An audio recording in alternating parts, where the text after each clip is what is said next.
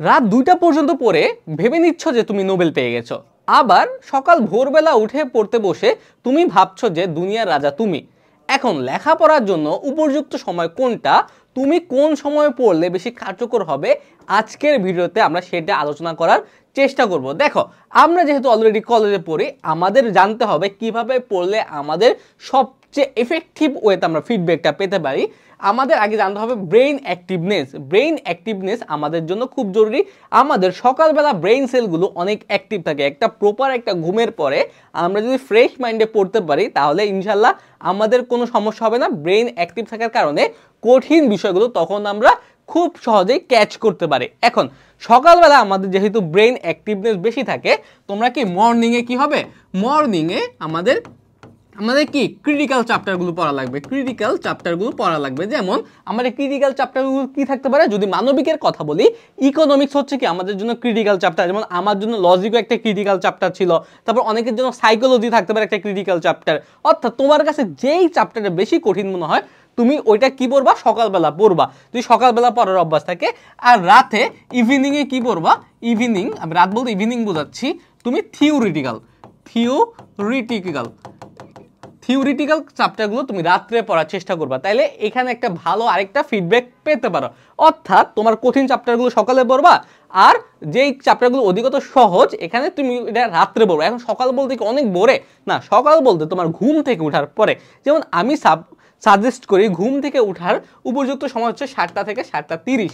হ্যাঁ, সর্বোচ্চ এটা সর্বোচ্চ। কেউ যদি 6টা বাজে ওঠে ঠিক আছে, যারা মর্নিং বার্ড তাদের কথা বলছে এটা, ওকে। তারপর সাবজেক্ট অনুযায়ী পার্থক্য, সাবজেক্ট বলতে কি ব্যক্তি অনুযায়ী পার্থক্য।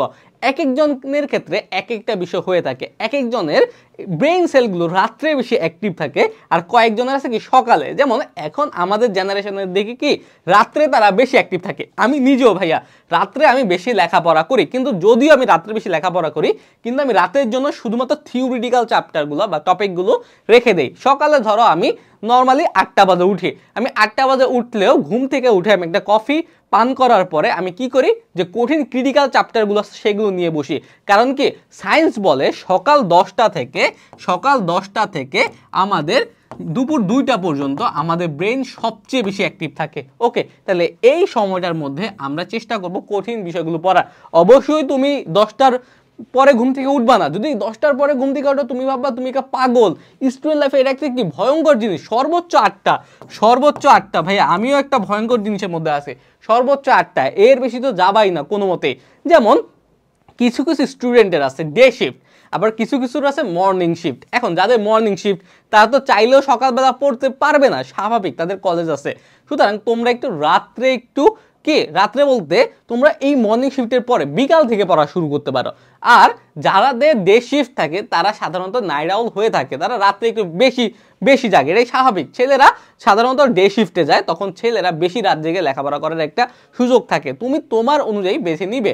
তারপর আছে বেটার ফোকাসটা এই যে বললাম যে যখন তোমার বেশি সময় থাকে, যেমন ছেলেদের ক্ষেত্রে যদি ডে শিফট থাকলে তোমার রাত্রে বেশি ফোকাস দিবা। কারণ কি তোমার অলরেডি যেহেতু ডে শিফট, তুমি সকাল 8টা পর্যন্ত ঘুমাতে পারবা, হ্যাঁ, চাইলেই। সুতরাং তুমি রাত্রে লং টাইম পড়তে পারবা। কিন্তু যদি মর্নিং শিফট হয় তাইলে আবার কিন্তু ভুলেও রাত জাগা যাবে না ভাইয়া, তাইলে কলেজের পড়া কিন্তু মিস হয়ে যাবে। কলেজের লেকচারগুলো কিন্তু কি তোমাদের জন্য খুব জরুরি। আমরা কিন্তু বলছি যে কলেজকে তোমরা প্রায়োরিটি দিবা, আমাদের কোর্সকে তোমরা কি ব্যাকবোন হিসেবে রাখবা, ব্যাকআপ হিসেবে রাখবা। তারপর আসো রুটিন ম্যানেজমেন্ট। এই রুটিন ম্যানেজমেন্টটা কিন্তু খুবই জরুরি। কারণ কি আমাদের রুটিনটা এইভাবে তৈরি করতে হবে, আমাদের কি প্র্যাকটিক্যালিটির বাইরে গিয়ে আমাদের রুটিন মেনটেন করলে হবে না। তোমার কতক্ষণ সময় আছে ডেইলি, তুমি কতক্ষণ উঠতে পারবা, তুমি কতটুকু সর্বোচ্চ ইফোর্ট দিতে পারবা, সেটার উপরে ডিপেন্ড করে তুমি রুটিন মেনটেন করবা। তোমরা যদি রাত্রে বেশি টাইম দিতে পারো, রাত্রে টাইমটা বেশি রাখবা, দিনে টাইমটা কম রাখবা। কিন্তু ভাই আমি কিন্তু সবসময় বলি যে দিনে তোমরা ক্রিটিক্যাল পড়াগুলো পড়ার চেষ্টা করবা, কারণ দিনের বেলা কিন্তু আমাদের ব্রেইন সেলগুলো বেশি অ্যাক্টিভ থাকে, আর রাত্রে বেশি আমাদের মানবিকের বেশিরভাগই টপিকগুলো থিওরিটিক্যাল। সুতরাং আমাদের রাত্রে বেশি সময় রাখলেও সমস্যা নেই। তারপর লং স্টাডি সেশন, তুমি একটানা কখন পড়তে পারবা? টানা কিন্তু রাত্রে পড়া সম্ভব, নাইটে কিন্তু কি তুমি টানা পড়তে পারবা। সাপোজ তুমি দিনে সকালবেলা উঠে তুমি একটানা অনেকক্ষণ পড়তে পারবা না, তোমার এইটা ওইটা সেইটা রুমে এ আসবে ও আসবে। কিন্তু রাত্রেবেলা তুমি যদি সন্ধ্যাবেলা চাও যে তুমি পরিপূর্ণভাবে পড়তে বসবা, তুমি 7টা বাজে পড়তে বসলেও 6টা বাজে পড়তে বসলেও তুমি 1টা পর্যন্ত নির্দ্বিধায় টানা পড়তে পারবে, মাঝখানে জাস্ট একটু ব্রেক নিবা খাওয়ার জন্য, এই তো।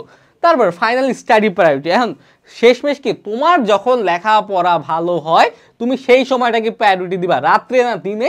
এই টাইমে এসে ভাইয়া এই কথাটা চিন্তা করলে হবে না, কারণ কি আমরা অলরেডি কলেজে পড়ি, কলেজের টাইমটা খুবই সীমিত। এই টাইমে যাদের রাত্রে পড়ে ভাল লাগে তারা রাত্রেই পড়বা, যাদের দিনে পড়ে ভাল লাগে তারা দিনেই পড়বা, কিন্তু পড়াটা হচ্ছে এখানে মেইন, স্টাডিটা কি এখানে মেইন, স্টাডিতে মূল ফোকাসটা তোমার এখানে রাখবা।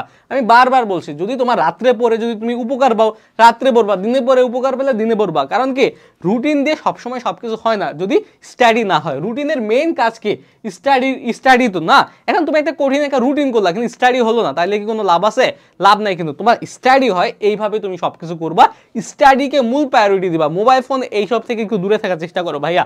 এই 2 বছর তুমি মোবাইল ফোন থেকে দূরে থাকো, তোমার কাঙ্ক্ষিত লক্ষ্য যা হোক না কেন, যেই ইউনিভার্সিটি হোক, যেই প্রতিষ্ঠান হোক, যেই দেশ হোক, তুমি সেখানে আরামসে যেতে পারবা। ওকে ভাইয়া, তাহলে আশা করছি এই ভিডিওটা তোমাদের কাজে আসবে। আজকের এই ভিডিওটা এই পর্যন্তই থাকলো, পরবর্তী ভিডিওতে আবার দেখা হবে। সেই পর্যন্ত সুস্থ থাকো, ভালো থাকো। আসসালামু আলাইকুম।